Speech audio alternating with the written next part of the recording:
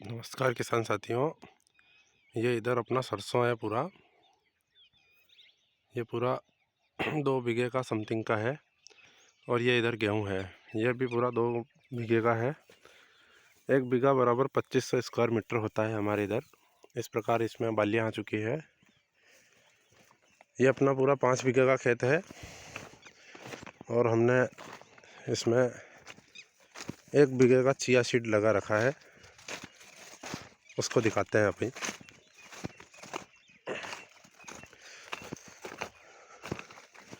Chia seed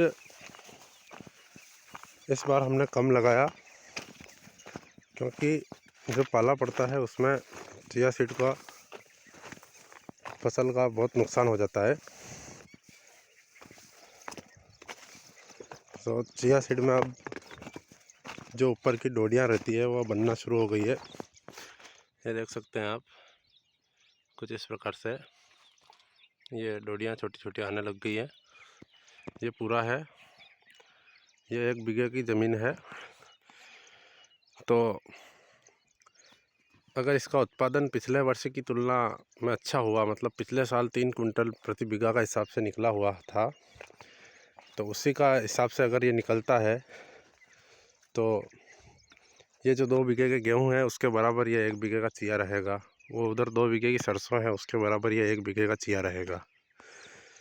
तो गेहूं से तो ये कम जगह में है, आधी जगह में है, लेकिन आगे निकल जाएगा, क्योंकि गेहूं में कटाई और जो इसकी हार्वेस्टिंग का खर्च होता है वो ज़्यादा होता है, और इसमें कुछ ज़्यादा खर्च है नहीं।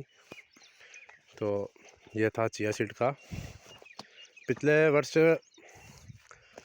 अपने 2 बीघे का चिया था और 3 बीघे का गेहूं था, तो गेहूं पीछे रह गया था और चिया सीड इसमें आगे बाजी मार ली थी, क्योंकि चिया सीड हमने 17 के भाव में बेच दिया था और गेहूं 2450 में बेचा था। तो उत्पादन और लागत खर्च वगैरह सब काट के देखा जाए तो चिया सीड की फसल किफ़ायती है और अपने फ़ायदे वाली है। लेकिन गेहूं भी बोना पड़ता है, जो अपने जानवर होते हैं, पालतू पशु होते हैं, उनके लिए, चारा के लिए। और वो उधर सरसों भी बोई हुई है। तो कुल मिला के तालमेल सभी फसलों का बिठा के रखा है।